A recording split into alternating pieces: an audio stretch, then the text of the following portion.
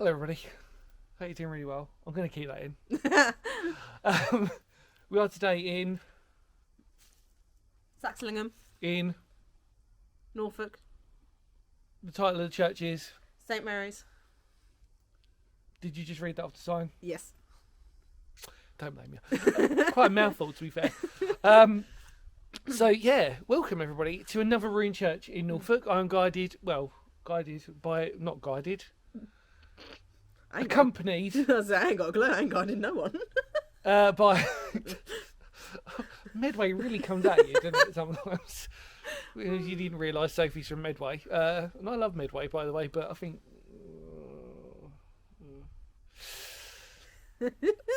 what do we? Should we just carry on talking? Yes. Welcome to a beautiful, pretty beautiful. This one is a ruined church in Saxlingham. What an amazing place. Enjoy your history lesson, by the way. We're going to enjoy it for what it is. It's a ruin. There's not much to see, but there is an energy about this one, isn't there? Really lovely. Really nice. The moment you come in and you see the church tower, it's quite a good place for a photo shoot. I think this one. Do you think so? Yeah. If you were taking people for a photo shoot, it'd be a nice little one to do, because the way that the ruins are sort of laid out is quite nice, actually. And actually, the biggest worry was how overgrown it is, but it's not. No. We can wander around this one properly, which is good. Anyway, enjoy your history lesson. We will see you on the other side.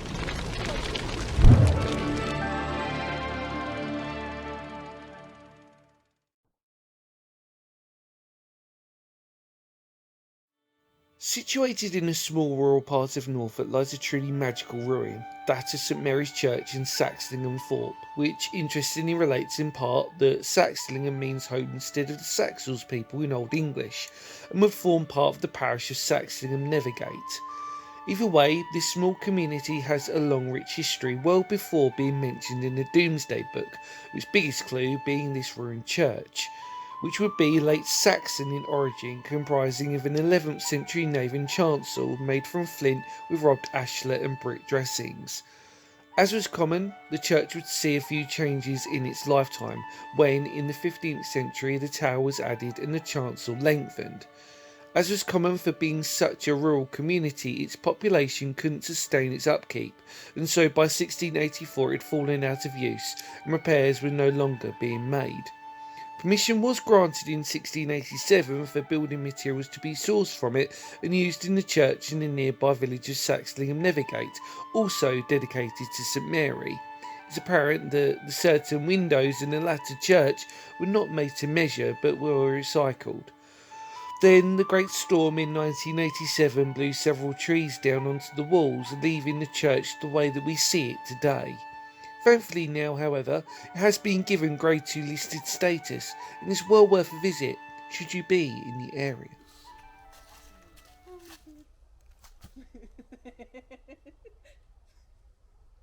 You're not going to want this one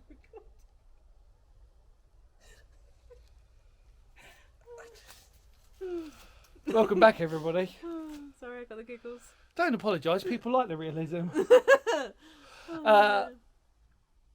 Yeah, we're going to show you around, really. I think what we're going to do, without having too many gigs. We've just had a really nice day so far, haven't we? We have. We've been out and about so far, and Norfolk seems to be a place that we have a lot of lovely memories about, really. We go a bit delulu sometimes. We do go a little bit crazy. Us Kent people getting out of the county. It's the fresh air. It is the fresh air. It is the fresh air.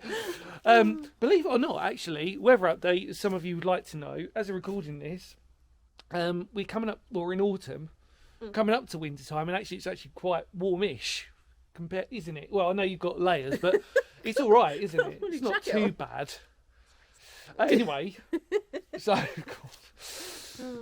Serious History Channel. We are by the beautiful tower. Hopefully you enjoyed your history lesson, by the way, and welcome back. Sorry, we're back on track now. You can see the wooden beams for where they would have been placed, so you can see the actual level of each section on this beautiful tower. But this is a very nice ruin. This. It's strange when you see ruins and you sort of think to yourself, actually, most churches that we visit anyway, it always feels a little bit narrower than what we expect it to be. And yet obviously this was a certain phase of St Mary's Church that you just have to sort of just understand. And obviously it's just remarkable really that we've come here, and genuinely worried because me and Sophie have visited a fair few Norfolk churches now, and some of them have been quite heavily overgrown. To actually see one today that isn't, that means we can walk around on it, just justifies how pretty it is. Yeah. Sophie's still got the giggles, bless her.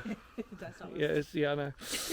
But there you go, the beautiful flint inside. And obviously this is a thing that we see quite a lot, unfortunately, with medieval churches and medieval ruins, namely even castles, is that unfortunately through time they just don't stand up to weather really, and it's actually mostly from what I've been told, so please, I don't want to sort of feel like this is actually purely from me, but I've been told that, which is quite common, that it's mainly due to when we get really dry weather rather than anything wet or severe, because it just cracks. It makes everything, like the mortar and everything, really, really crack and crumble so easily. So that's where we're at really with it. But I mean, see for example, look, there's Sophie, bless her, and look at that, stunning. Like that tower is a thing of absolute beauty. That, look at that. Anyway, let's keep wandering around.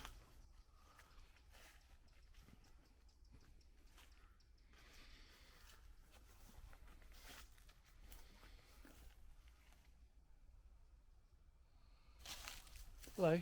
I wanted to show you some. It's a strange ruin, this, because it's one of them ones that you really, it's good to spend a bit of time just dissecting it, really, because there's some amazing details still left. Look at the doorway here, or the former doorway. Can you see these beautiful brick interlaced into the flint? Look at that. That's so pretty. I'm going to say it's a ribbing effect, because it looks like backbone, doesn't it? It looks like skeleton bones, doesn't it? Might be a little bit sort of like childish in my sort of like notation of that, but you know what I mean.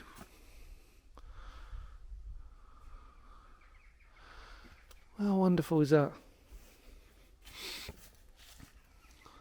It's one of these churches that you really, it's for a ruin again, simply beautiful, but really quiet here as well. There is a strong element of tranquility when you're here. I think actually that's why it's just wonderful when you're in this. And it's like we're in a copse, by the way, also, just a sort of note to everybody here, we're in a copse.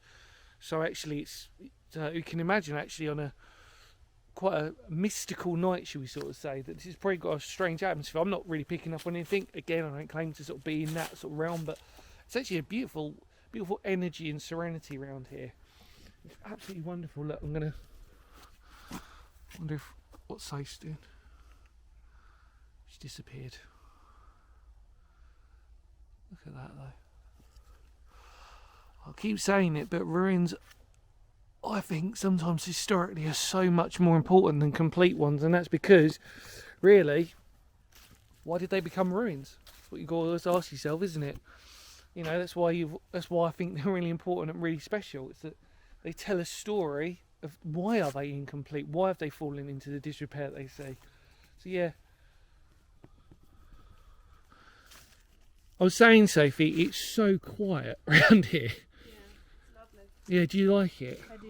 Yeah, it's a good one, isn't it? It's really pretty and peaceful.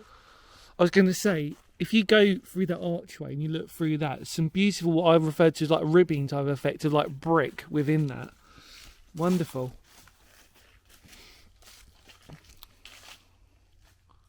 Yeah, lovely, isn't it?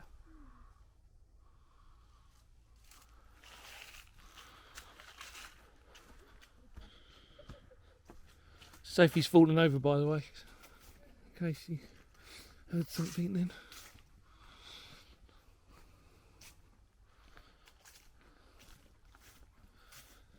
I think this is the thing about these types of places, is that, I've always said this, is that I appreciate that I like to think I'm quite a serious channel in terms of like my historical documentation sometimes, but I also believe that when you're with people, this is really what it's about, isn't it? You're exploring, you're having a bit of fun, you're having a good laugh, and you're taking the mickey out of the world and life, and I think that's what it's about. Fundamentally, it's about making memories, and I think when you're at a place like this, when you're in really great company like I am with Sophie, for example, you just have a jolly good giggle, and you just really appreciate the fact that this is a fascinating marine, fascinating piece of history, but you're just having a really nice time doing it, and you're exploring it. And yes, I know I always sort of moan about the fact that, yes, I try to be serious and stuff, and there are times when it needs to be serious, and it needs to have a serious reflection, but times like this, you can just have a really nice time and just reflect on how special it really is. Because it just is.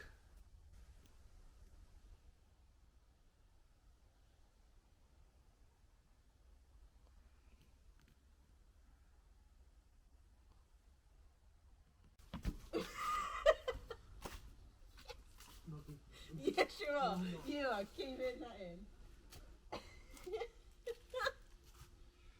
But you roll it in? Yes. You know you said you want to do different things on your channel. I know. I was actually talking about the fact that, how nice it is. What did you do? So I stacked it over a log. He stacked it over a stone. I didn't film that. Sorry.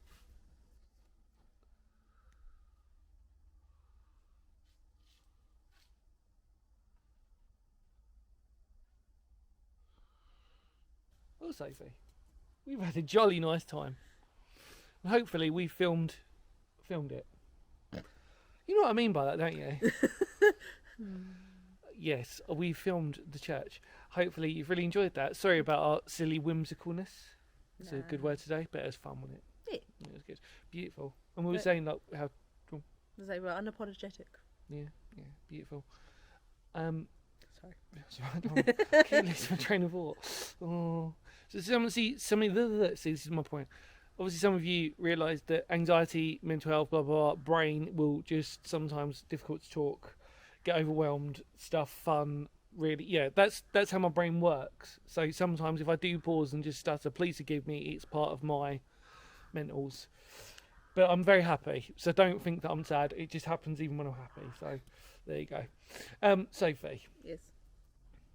Thank you so much for joining me on this brief little excursion to this church. It's a ruin, and there's not much to talk about outside of its history. Really, the history lesson is the main bulk of it anyway, but the fact that we got here to explore it, you can see one of, obviously, the former windows that's there as well, if you didn't know that already, and obviously a couple of the entrances and stuff like that. And, yeah, what did you think? I love it. Yeah, very nice, wasn't it? Yeah. In the immortal words of Phoenix history, thank you so much for coming along with us today on this wonderful little journey. Another Norfolk church to be ticked off. Take care, everybody. We will, of course, see you all very soon. Take care, everybody. Ready? Yes. Kapow.